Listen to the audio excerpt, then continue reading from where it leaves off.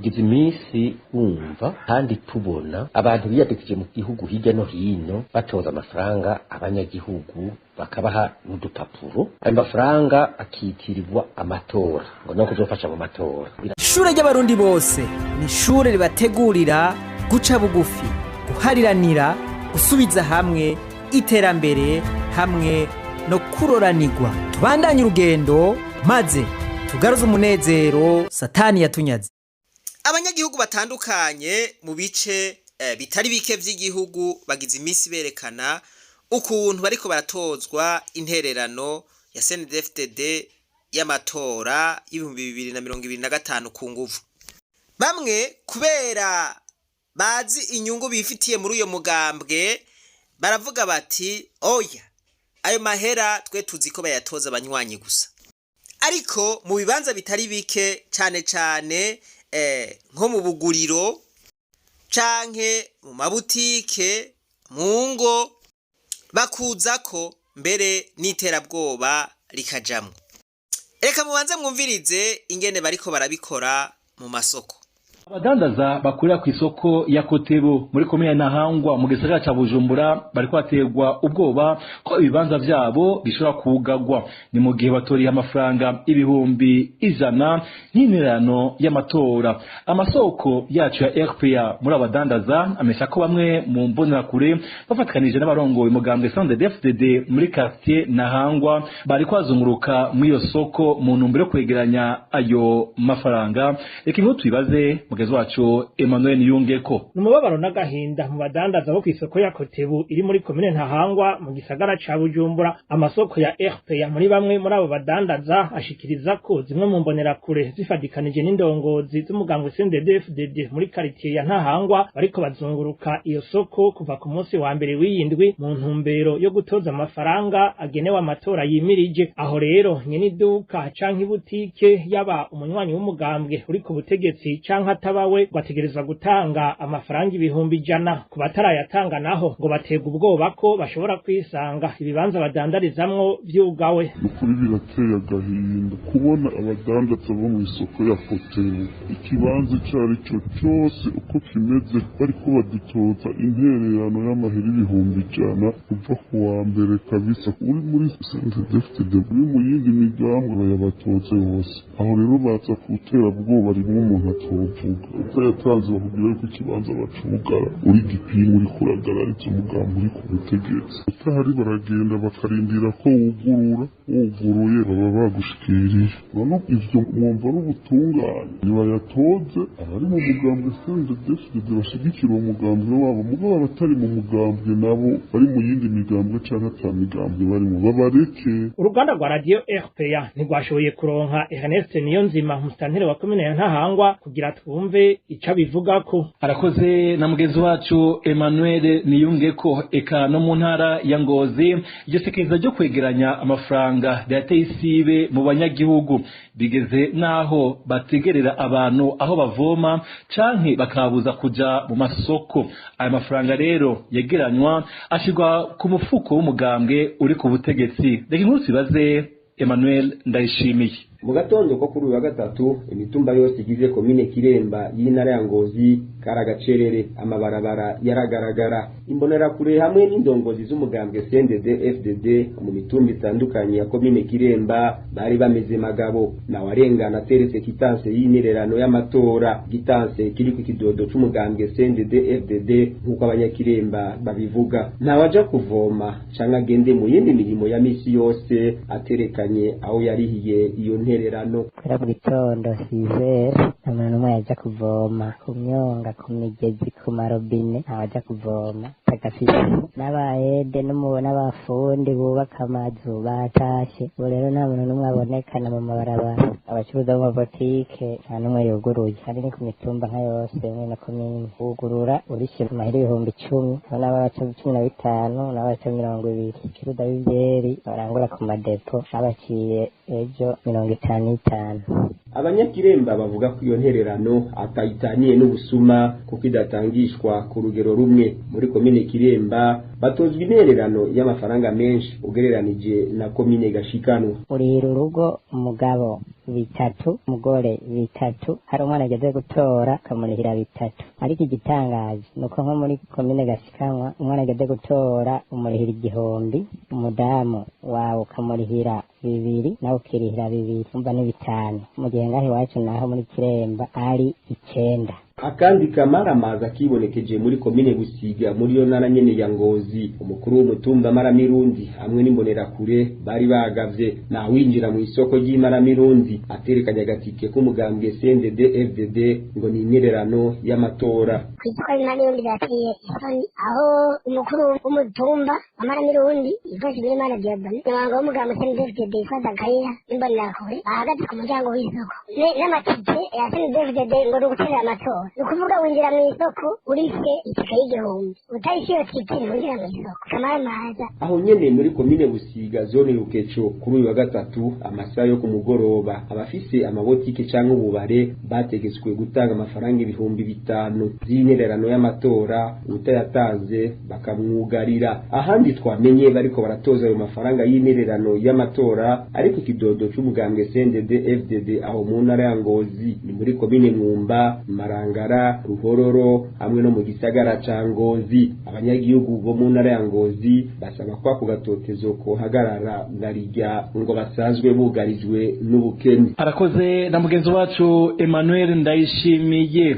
Abanyagihugu b'abarundi barakwiriye guca ubwenge bakanka gutozwa amahera n'uwari wo wese atamateko akurikijwe canke ngo babe barasiguriwe n'abajejwe intwaro. Bishikirizwa na Leonce Ngendakumana yahoze arongoye umugambwe Sahwanya Frodebu. Inyuma yaho tuvikaniye ko mu ntara zose z'igihugu umugambwe CNDD FDD uri kutoza ku nguvu abanyagihugu intererano zitirirwa iz'amatora. Leonce Ngendakumana uyu munsi ari mu rwego rwo bahumure urujeje guhanura no gutatura amatati muri Sahwanya Frodebu. Abanywanyi b'uwo mugambwe basabwa kudahirahira ngo hagire uwo baha uduhera twabo ngo ni intererano. Kurikira Leonce Ngendakumana. Tugize iminsi wumva kandi tubona abantu biyadikije mu gihugu hirya no hino batoza amafaranga abanyagihugu bakabaha n'udupapuro. Ayo mafaranga akitirirwa amatora ngo no kuzofasha mu matora. Biratangaje kandi birababaje kubona igihugu kirimo amabwirizwa n'amategeko, kirimo abategetsi, kirimo umugwi ujejwe gutegura no gutunganya amatora ku rwego rw'igihugu, ku rwego rw'intara hakaba hari imigwi, ku rwego rwa komine hakaba hari imigwi. Tukumva ngo hari abantu bariko baratoza amafaranga yo gutegura no gutunganya ayo matora tutazi abaribo. Tukavyumva uko ikibaje rero bagaca bakoresha inguvu, bakoresha iterabwoba, kabwira abantu cyangwa bakabandikira ni box cyangwa batuma ko intumwa bati ukaramuka udatanze amafaranga ntagira ikizorondera muri komine, ntagira ikizorondera muri zone, ntagira ikizorondera ku mutumba. Kandi urashobora kubuzwa kwiga, urashobora kubuzwa kuza gusuma, urashobora kubuzwa kuja kuvoma, urashobora kubuzwa kwivuza, urashobora kubura ibintu byinshi kubera igatanze amahera. Rero ni ibintu bibabaje cyane bihonyanga agateka kaje na muntu. Abanyagihugu nabo nyine bakadura ubwenge babonye umuntu aje kubatoza amafaranga byaciye mu mategeko, bidaciye mu mabwiriza, bitasiguwe n'abajejwe intwaro. Bababwire bati nta n'ifaranga tubaha kuko ubwa mbere turakenye, ubwa kabiri ntawe bitumenyesheje. Hanyuma baze barabe ko ibyo babwiye ngo ntawe uzosubira kuvoma ko batazovoma, ariko babwiye ngo tuzosubira kwivuza ko batazivuza. Barabe yuko bababwiye ati ntuzokwiga ntacyo muzorondera muri komine. Barabe ko biba duce tumenya neza iyo ibyo bintu bizanye, kuko ibyo byose batera ku bwoba turaza babijejwe sabo babivuga babijejwe ntakibaje. Abantu wanyu umugambwe Sahwanya Frodebu bubu tubahimiriza ko ntiyagira n'uwo bazakira ariko ararondera ibintu byo kwiba amafaranga y'intererano. Natwebwe turayakeneye ko turi umugambwe kandi tuzoja mu matora, ahubwo uwoza yatuzaniye niyo batugiriye neza aho kuza kwirwa atugora ngo ariko aradutoza amafaranga. Cyagira umunwanyi rero numwe inzira guhima ko umugambwe Sahwanya Frodebu azakira mu bantu ngo abahe n'igiceri, ntagira uzohirahira ngo abahe n'igiceri. Kandi byo bishoboka kuberi kandi imigambwe irazi ingirisha mu gutoza amafaranga. Leonce Ngendakumana asaba kandi yivuye inyuma ubushikiranganje bw'intwaro hagati mu gihugu, igipolisi n'ubutungane kuva hasi bagahagarika ivyizo ntererano. Nico gituma duca dusaba abajejwe intwaro na cyane cyane umushikiranganje w'intwaro hagati mu gihugu, abajejwe ubutungane, abajejwe umutekano kubahiriza ijambo ry'umukuru w'igihugu ntihagire abavuguruza umukuru w'igihugu bari ngaho banke bavyanze bati umukuru w'igihugu ntashobora kuvuguruzwa n'uwo ari we wese kivyoshoboka bihaniza abantu ati mukaba mwatumwe n'umugambwe genda mutoreze amafaranga mu mapermanence yayo ja mu mapermanence birazwi ingene imigambwe itoza amafaranga ubu hari imigambwe 36 y'amatara 34 none namwe umugambwe wose ukwaduka mu gitondo ukagenda mu gihugu mu masoko mu bubare ahadandarizwa aho hose hadandarizwa mu mashengero hirya no hino ngo mutazanya amahera ntimuzoronga ibi ntimuzokora ibi nta na kimwe muzosubira kubaza mu gihugu ntimuboka akajagari kuba kandutse igihugu kiba kicitwa igihugu kigira ku mabwirizwa n'amategeko igihugu kitisunga amabwirizwa n'amategeko aho agati y'akazina muntu gahonyangwa izuba riva atacyame ivyo navyo bikaba bitokwemerwa babituze rero abategetsi gutyo bazuba kandi bubahirije bagashaka kumenya igihugu.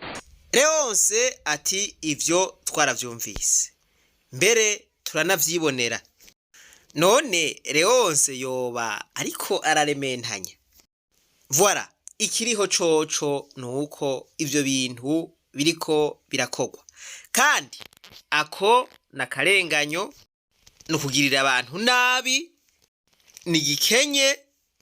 Leonce ati ntihagire n'utanga n'urumeya mugabo ivyo bibwira Afrodebu gusa ariko ku banyagihugu basanzwe biragoye kuko murumva yuko baca bakugirira nabi kugira nabi murazi yuko atavyo bayobewe ariko nkuko nabe babwiye hirya yejo aba CNDD-FDD bari ku butegetsi bidagadure basubire bagirire abanyagihugu nabi basubire babagirire nabi babacunaguze babacure bufuni na buhoro babatozi ibi basubire babatozi biriya ku nguvu banyagutwabo basubire banyage ukuri nuko bamwe guhakana kuko basanzwe batemera ivy'ijambo ry'Imana bakemera ivyabo canke bakemera ibindi ariko ukuri ni kumwe Imana niyitanga ubutegetsi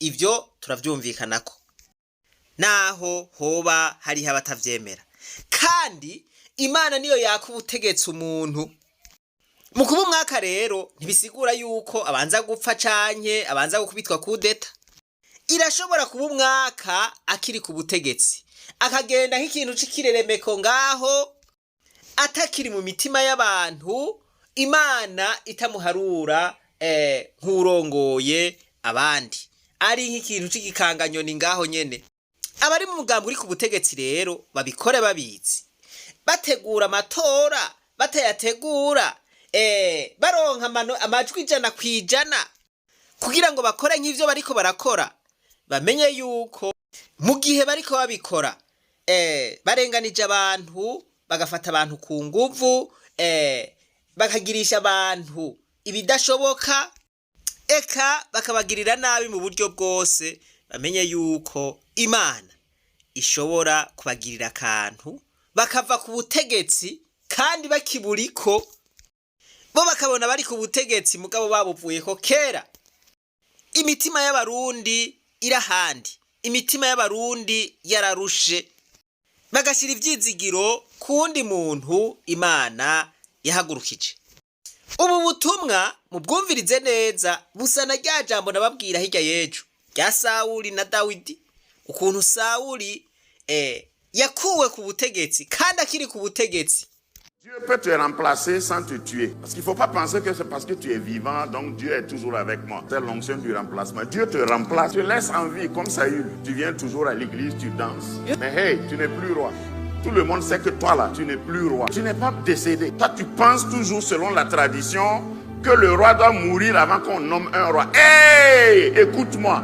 Dieu te remplace de ton vivant. Il te met à côté et il suscite un jeune roi à ta place qui a plus de talent que toi et puis tu n'es même pas capable de revendiquer ton trône. Fais attention. De ton vivant, on te laisse avec ton vivant et on part oindre David. Et puis le prophète qui a l'habitude de prier pour toi et qui t'a oint là, il essaie d'intercéder pour toi et Dieu le menace.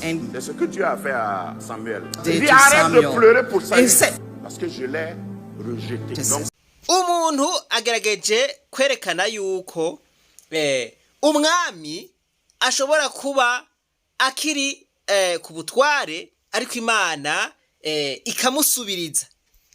Ahatanga akarorero k'umwami Sawuli ukuntu yakoze ibitabereye, agakorera ibitabereye abanyagihugu Imana yari yamuragije, hanyuma Imana ikababara igaca imusubiriza na Dawidi, ikabwira Samweli iti genda usige amavuta Dawidi.